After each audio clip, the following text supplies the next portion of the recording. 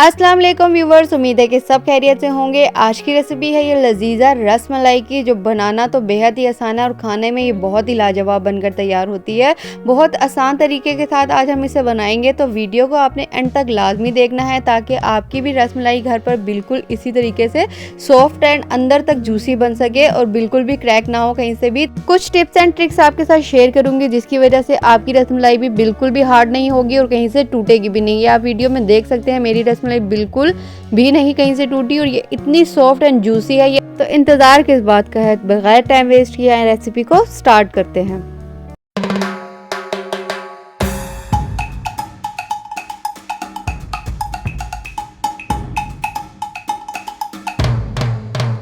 सबसे पहले एक कढ़ाई में हमने दूध ले लेना है। मैंने यहाँ पर 1 किलो दूध लिया था, उसमें 1 कप भर के मैंने इसमें पानी शामिल कर दिया। पानी आपने लाजमी शामिल करना है और इसे बॉयल आने देंगे। इतना हमने इसे बॉयल आने देना है और फिर हमने इसमें ऐड करनी है इलायची पाउडर।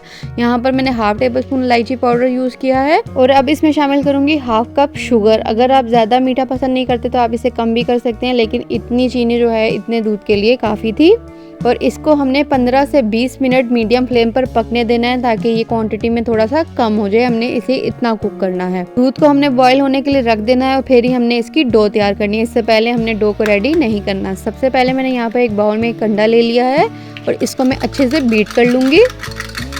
मेक श्योर कि अंडा जो है वो अच्छे से बीट होना चाहिए।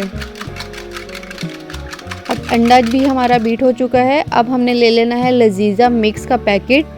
मैं यहाँ पर आलमंड फ्लेवर यूज़ कर रही हूँ। इसके डब्बे के ऊपर भी मेथड वगैरह सारा लिखा होता है, आप वहाँ से भी कर सकते हैं, लेकिन कुछ टिप्स एंड ट्रिक्स होती हैं जो आपके साथ शेयर करूँगी इस वीडियो में कि आपकी रस मलाई भी बिल्कुल भी हार्ड नहीं बनेगी। और अब इस पैकेट को हमने एक बाउल में निकाल लेना है। इसके अंदर सारी चीज़ें पहले से ही ऐड होती हैं, तो हमने इसमें कुछ भी ऐड नहीं करना सिवाय ऑयल और अंडे के। हमने इसके अलावा इसमें कुछ भी ऐड नहीं करना। सारा पैकेट मैं एक बाउल में निकाल लूँगी। इसमें शामिल करेंगे 3 टेबलस्पून ऑयल। इससे ज़्यादा हमने ऑयल इसमें बिल्कुल भी इस्तेमाल नहीं करना है, इतना ऑयल इसके लिए काफ़ी है। इसकी जगह आप मेल्टेड घी भी इस्तेमाल कर सकते हैं। और अंडा जो हमने बीट किया था वो सारा अंडा हमने एक साथ नहीं शामिल कर देना, यह इस बात का आपने ज़रूर ध्यान रखना है। पहले मैं यहाँ पर 3 टेबलस्पून मैंने इसमें अंडा शामिल किया है और इसको मैं मिक्स करके देख लूँगी कि हमें और अंडे की ज़रूरत है या नहीं। अब मैं इस तरीके से इसे मिक्स कर लूँगी और यहाँ पर मुझे लग रहा है कि हमें थोड़ा सा अंडा इसमें और शामिल करना पड़ेगा, तो मैंने यहाँ पर सिर्फ 1 टेबलस्पून और अंडा इसमें शामिल किया है। अब इसे हाथों की मदद से हम इसको गूंदेंगे। 1 टेबलस्पून अंडा इसमें और शामिल कर रही हूँ और इसकी हमने एक सॉफ्ट सी डो बना लेनी है। बहुत हार्ड नहीं करना इसको गूंद के। हमने इस तरीके से ये इसकी डो तैयार हो चुकी है। दूध जो है हमारा ऑलरेडी तैयार है, मतलब उसको 15 से 20 मिनट हो चुके हैं पकते हुए। तो इस टाइम पे ही हमने इसकी डो रेडी करके इसकी बॉल्स बनानी है। इससे पहले हमने इसकी बॉल्स नहीं बनानी। अब इसकी छोटी छोटी बॉल्स बना लेंगे। इतने मिक्सचर में आपकी 15 से 16 बॉल्स जो हैं आराम से बन सकती हैं और बहुत ज़्यादा आपने बड़ी नहीं रखनी, छोटी छोटी रखनी है, क्योंकि ये बाद में साइज़ में डबल हो जाती हैं। और मेक श्योर कि आपकी जो बॉल हो उसमें बिल्कुल भी क्रैक ना हो। इस तरीके से आपने प्लेन बॉल बनानी है। एक और आपको बना के दिखा देती हूँ। हाथों को आपने ऑयल लगा लेना है, पहले अच्छे से ग्रीस कर लेना है। इस वजह से आपकी जो बॉल होगी वो बिल्कुल परफेक्ट बनेगी।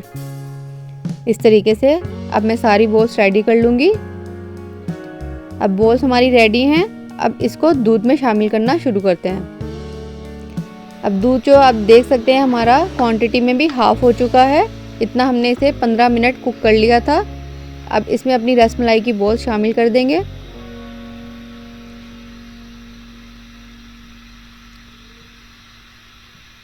और 5 मिनट के लिए मैं इसे कवर करके रख दूंगी मीडियम फ्लेम पर। 5 मिनट बाद ये देखें साइज़ में थोड़ी सी डबल हो चुकी हैं, लेकिन ये अभी पूरी तरह कुक नहीं हुई। इसे हमने मज़ीद 10 मिनट पकने देना है और इसमें चम्मच बिल्कुल भी नहीं चलाना है। इस तरीके से आप पैन को पकड़ के हिला सकते हैं। और साइड्स पे जो ये इसके आप दूध की मलाई चेक कर रहे हैं, इसको भी आपने चम्मच की मदद से इसके अंदर दोबारा शामिल करते रहना है। इसको बिल्कुल भी ज़ाया नहीं करना है। इसी से दूध का जो फ्लेवर होगा वो और ज़्यादा इन्हेंस होता जाएगा। इसमें थोड़े से मैंने अपनी तरफ से बादाम शामिल कर दिए हैं। अब मैं सारी साइड्स पे लगी हुई मलाई को इसमें शामिल कर दूंगी। और ढक्कन हटाने के बाद हमने इसे 10 मिनट कुक कर लिया। ये देखें ये साइज़ में और ज़्यादा डबल हो गई हैं। और रसमलाई को हम हमेशा ठंडा करके ही सर्व करते हैं। अब हम इसे रूम टेम्परेचर पर आने देंगे और फिर ही इसको डिश आउट करेंगे। रसमलाई जो है हमारी यहाँ पर बेहतरीन सी तैयार हो चुकी है। स्टेप बाय स्टेप आप इसी तरह इसे फॉलो करेंगे तो आपकी रसमलाई बिल्कुल भी नहीं टूटेगी। ये देख सकते हैं आप, ये बिल्कुल भी नहीं टूटी, सारी बोल्स वैसी की वैसी हैं और बिल्कुल भी हार्ड नहीं हुई। तो इस बात की गारंटी मैं देती हूँ कि अगर आप इस रेसिपी को ट्राई करेंगे तो आपकी रसमलाई बिल्कुल भी नहीं टूटेगी और बिल्कुल भी हार्ड नहीं होगी। अब रसमलाई को हमने अच्छे से चिल कर लेने के बाद ही सर्व किया है और इसे डिश आउट कर लिया है। यहाँ पर मैं इस पर कुछ बादाम इस तरीके से शामिल कर दूंगी गार्निश के लिए। और अभी मैं आपको चेक भी करवा देती हूँ कि ये बिल्कुल भी नहीं हार्ड हुई, बहुत सॉफ्ट एंड जूसी बनकर तैयार हुई है। छोटी छोटी टिप्स एंड ट्रिक्स को फॉलो करके हम बेहतरीन सी चीज़ घर पर बनाकर तैयार कर सकते हैं। अब मैं आपको बाउल में निकाल के दिखा देती हूँ कि मेरी रसमलाई जो है कितनी सॉफ्ट बनकर तैयार हुई है। ये आप देख सकते हैं वीडियो में, बिल्कुल मलाई की तरह ये टूट रही है। ये देखें, हाथ से भी मैं आपको चेक करवा देती हूँ, ये बिल्कुल भी नहीं सख्त। अगर आपको कोई भी डाउट हो कि ये अंदर से सख्त है या पकी नहीं है सही, और वीडियो को अगर यहाँ तक देख ही लिया और अभी तक चैनल को सब्सक्राइब नहीं किया तो प्लीज़ सबसे पहले जाके चैनल को सब्सक्राइब कर दीजिएगा। मिलती हूँ आपसे एक नई रेसिपी के साथ, नई वीडियो के साथ। अपना बहुत ख्याल रखिएगा। अल्लाह हाफिज़।